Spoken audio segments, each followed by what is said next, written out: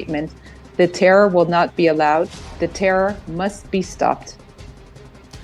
Iran has called upon and Ayatollah Khomeini has actually made this voice, raised this, and he's asked the Arab nations, the Muslim nations, to come together against a Zionist Israel. That's his statement, not mine. On the other hand, over the last 2-3 years, there have been the Abraham Accords.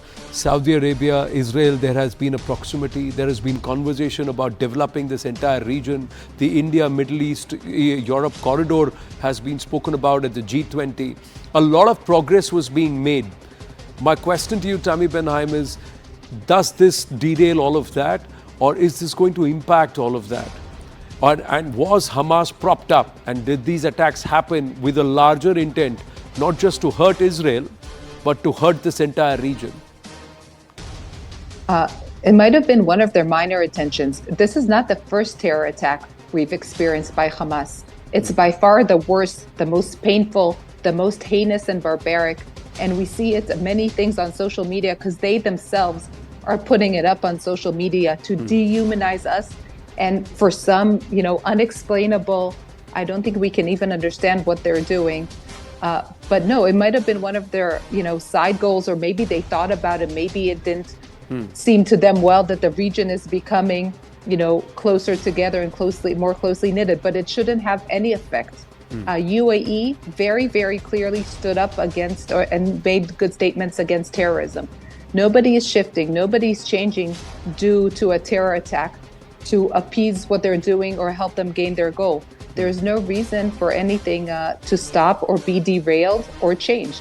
And the suggestion, as you exactly said, with the India presidency of the G20, of doing a corridor from India through the Middle East and Israel into Greece and Europe, it's not a project that was planned for next week. And there's no reason for it to stop or slow down or not be talked about again, because some terrorists in a terrorist organization, an internationally recognized terrorist organization, went on such a barbaric attack.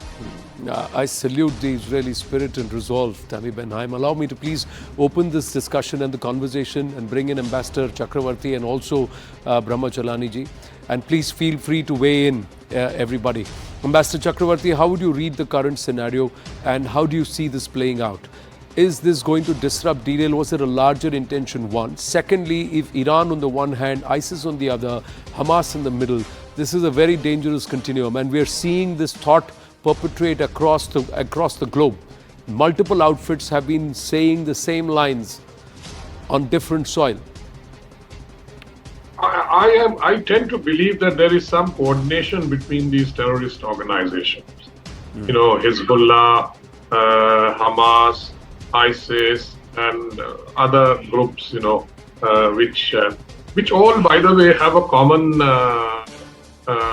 patron, and that is Iran. Now I think there has been an Iranian role in this, maybe not the micro details, but an overall planning and help, etc. To build this huge arsenal of rockets and all these things. But I don't think Iran was probably involved in selecting the date, because the date itself betrays the fact that it was a decision that must have been made by Hamas, because almost 50 years of the Yom Kippur War, almost on the same day that this attack was launched. Now, one other thing I want to say, that the Yom Kippur War was different. It was a war between sovereign nations, Egypt, Syria, and Israel. And we all know the history of that. But this is not the same case. Hamas is a identified terrorist organization. It does not represent the Palestinians.